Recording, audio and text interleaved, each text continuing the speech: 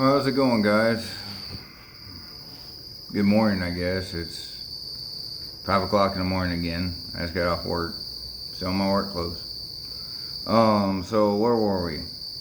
Oh yeah, we talked about the sickness and living in Texas. So, for this video, we'll talk about the trip from Texas to Washington State. Now, when we moved down there, the company moved us. So we just flew down and our stuff met us there. It was great. Coming back, my dad had got tired of working for that company. And so he quit. Said he was moving back home or back to Washington. So I'm not sure exactly how all that went down, but we had to pack up a Ryder truck. My sister and our dog flew back to Washington.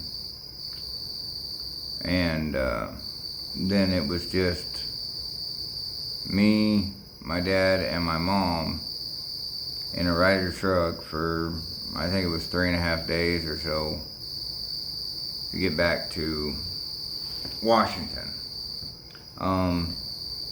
Trip's fairly uneventful, except for one part that stands out. I'm sure there were some other things that happened. I'm sure there is, but I was a kid. This is 79. Excuse me.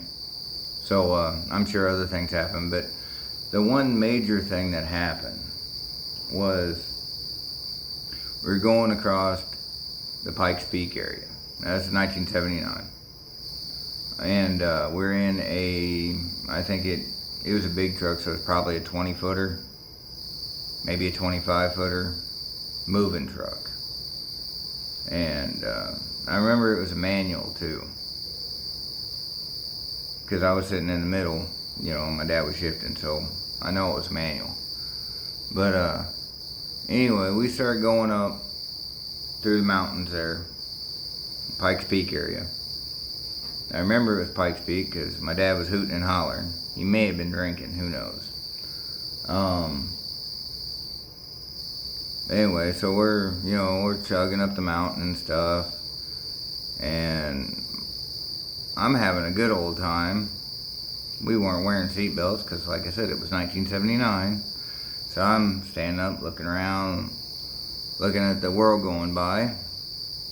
And so we get up, crest the top. Now we start going back down. Now, mind you, this is a big old 25 foot box truck. There's a picture of it somewhere. I think it was a Ford, but that's not important.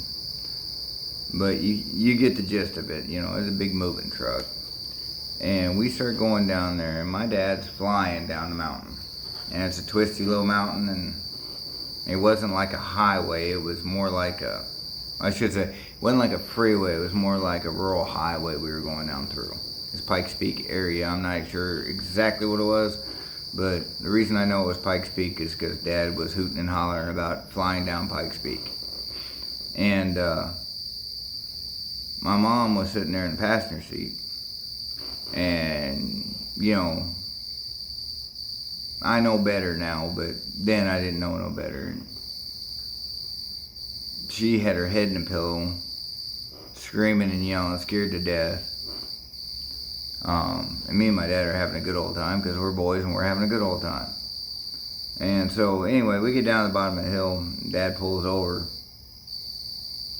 And I know my mother wishes that pillow was, I don't know, cast iron pan. Because they got out of the truck and she beat the shit out of him with that pillow. If she would have had something harder, I think she would have beat the hell out of him with that. But anyway, so after that, like I said, no more events on the trip that I can remember. But I do remember getting back to my Aunt Carolyn's house. And we actually lived with my Aunt Carolyn and Uncle John for, I guess it was 3 months or so. And then Dad got a job up in Seattle, which There's some good stories about Seattle. Well, actually, it's Tacoma. Redding, I believe. No, it wasn't Redding. I'd have to ask my sister. She'd remember the town. But it's around Tacoma, Seattle area.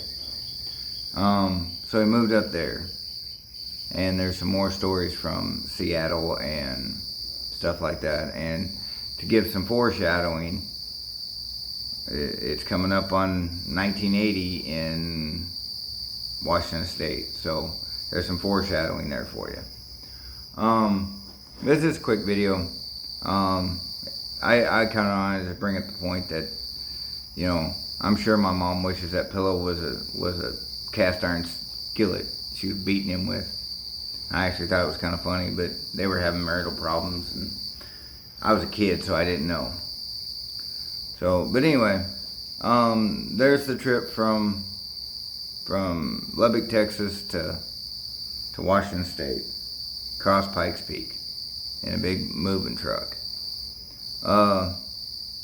Yeah, so the next video I'll talk about when we lived in Seattle, and the stories that happened there. And there was a couple traumatic stories and a few interesting stories. So anyway, y'all take it easy, and I want to thank everybody that watches this channel. I appreciate it. I'm really not pushing it out there too hard. People want to come and watch these videos and see my stories, great. If they don't matter to me. It's my stories. I'm going to tell them the way I want to. But you guys take it easy, and thanks again. You have a good day.